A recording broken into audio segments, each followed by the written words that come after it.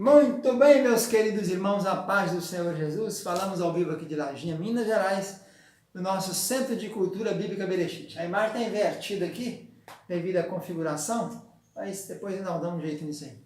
Importante é a instrução, não é a imagem, né? Então, nós estamos falando de Lajinha, aqui no sul capixaba, zona da Mata Mineira, Centro de Cultura Berechit, nossos cursos teológicos livres. Temos o curso básico, de 36 matérias, curso intermediário de 18 e o curso bacharel livre de 12 matérias.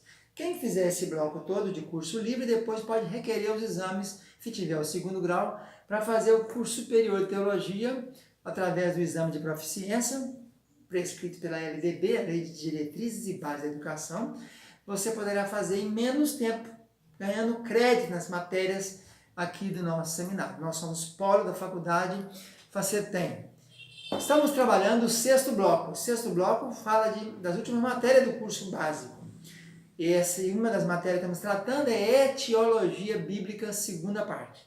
A primeira parte é no quinto semestre e nós estamos na aula número 9 agora. Falaremos sobre grupos sociais e políticos.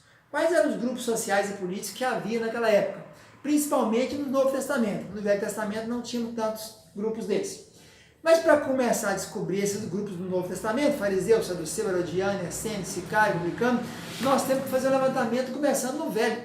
Tudo começa então quando depois que o reino se divide, no tempo de Salomão, o reino se divide em dois, não é isso? Jeroboão fica com as tropas do norte e Roboão, filho de Salomão, com as tropas do sul. E aí, depois, quando a queda do reino do norte, no ano 722, com Sargão II da Síria, ele traz um montão de gente para cá e leva o povo do norte lá para as terras dele.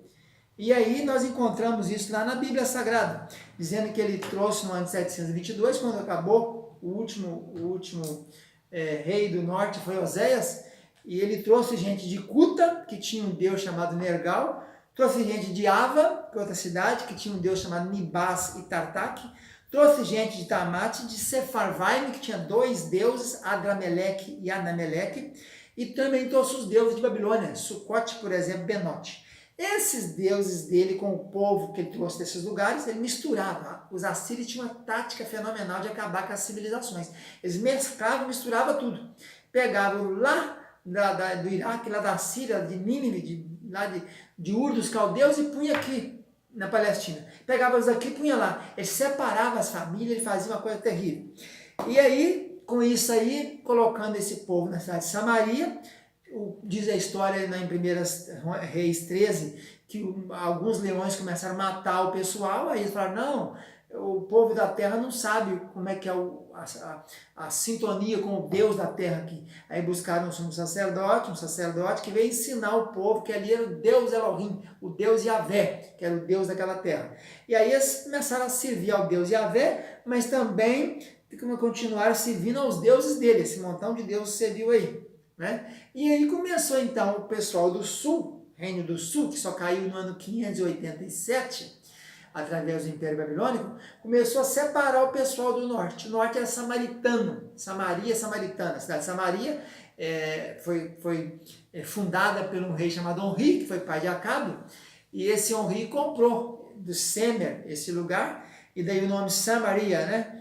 E então comprou por 2 talentos de prata e fez uma cidadela forte ali, e foi a capital do Reino do Norte até cair no ano 722. Então, a palavra Samaria aparece 101 vezes no Velho Testamento, e então a gente fica sabendo que o Jeroboão, quando começou a reinar, colocou um bezerro de ouro lá em Dan, colocou o outro cá embaixo, em Betel, para o povo não ir no templo de Jerusalém. Então começou a miscelânea, com essa mistura do pessoal de fora, o samaritano se tornou um povo impuro. Por isso que nos dias de Jesus, samaritano não conversava, o judeu não conversava com o samaritano, porque o samaritano era tipo assim, um misturado, o pecador e o judeu, né, o hebreu da tribo do sul, que era Judá e Benjamim, eram os tais, né? Então, daí a gente vai começar a entender por que surgiram esses partidos, essas facções, que está na nossa apostila aqui, chamada Agrupamentos Sociais e Políticos. Então, essa guerra entre samaritano e judeu, conforme João 4,9, não comunicavam com os outros, não é isso? E Jesus até tentou acabar com isso aí, citando a parábola do bom samaritano, né? O levita passou, não atendeu, o sacerdote passou, não atendeu, mas o bom samaritano, que era aquele que era deixado de lado, que não prestava, que era impuro, foi o que atendeu e salvou aquele rapaz. Então, desses samaritanos, apareceram algumas linhas daqueles partidos do dia de Jesus. E o principal dele era saduceu e fariseu. Nessa aula, então, vamos ver essas três coisas. Como surgiram os samaritanos, como eles se tornaram impuros com essa miscelânea de gente de fora do império. Os saduceus, então, eram descendentes de Zadok, Saduceus. No grego é Sadokaios. Aparece 14 vezes no Novo Testamento, principalmente em Mateus, 7 vezes. E ele, então, era a classe mais rica, mais dominante. O sumo sacerdote, geralmente Anás, Caifás, Alexandre, João, geralmente ele era da raça dos fariseus, dos saduceus. Os saduceus era o povo mais literal, só cria na escrita. O que não tivesse na escrita, eles não aceitavam a tradição oral, não, como os fariseus, não. E eles eram a maioria do Sinédrio. O Sinédrio era o tribunal dos judeus, tribunal federal, vamos dizer assim, né, o central, tinha sinagoga em cada lugar, quando reunia 10 pessoas, e tinha a decisão final do Sinédrio com 71 membros em Jerusalém. Eles aceitavam as ideias gregas, eles apoiavam os romanos, isso saduceu.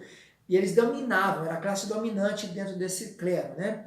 Eles não criam em anjos, não criam em espíritos, não criam em ressurreição, conforme Atos capítulo 23, versículo 8. Até Paulo citou isso lá, né, quando ele foi a julgamento lá, ele falou, eles estão me condenando porque eu sou fariseu, porque eu creio em anjo, eu creio em espírito, eu creio em ressurreição. E então eles tinham essas crenças aí. Eles só criam na lei escrita. Então os saduceus era a parte mais nobre, né? Eles dominavam o clero ali, mas era bem acordado com os romanos e com os gregos. O fariseu já era o contrário, era o mais pobre.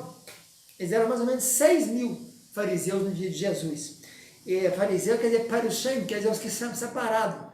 Eles não aceitavam aquelas coisas ali. Era uma seita também, Atos 26, 5. Paulo era fariseu, Gamaliel também era um fariseu.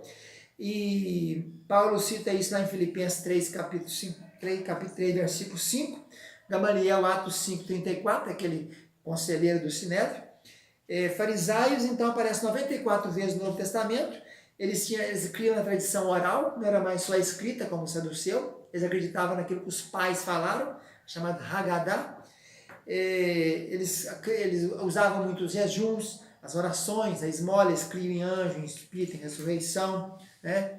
Eles atendiam 613 preceitos da Torá, dos quais 365 eram positivos, faça isso, e 248 negativos, não faça aquilo. Isso era uma ideia que tinha na escola dos fariseus. Havia duas grandes escolas dos fariseus, a escola de Shammai e a escola de Hilel. Esse Shammai era um rico aristocrático que viveu até o ano 30 da era cristã, no tempo ainda do grande Herodes. E já o Hilel era do ano 112 a.C., foi até o ano 9. Ele representava mais tolerância. Enquanto o Shammai era muito estrito, muito severo, o Hilel, a escola de Hilel era mais tolerante. Era a classe média e o povo. E a escola dos Shammai era mais os ricos e os autocratas. Então, meus queridos, nós aprendemos nessa aula número 1, que é a aula 9, né? A aula número 1 dos grupos sociais e políticos, que tudo começou com samaritanos, depois, nos tempos de Jesus, tinha saduceu e fariseu. Voltamos daqui a pouco com mais uma aula. Um abraço, fique com Deus, tchau, tchau.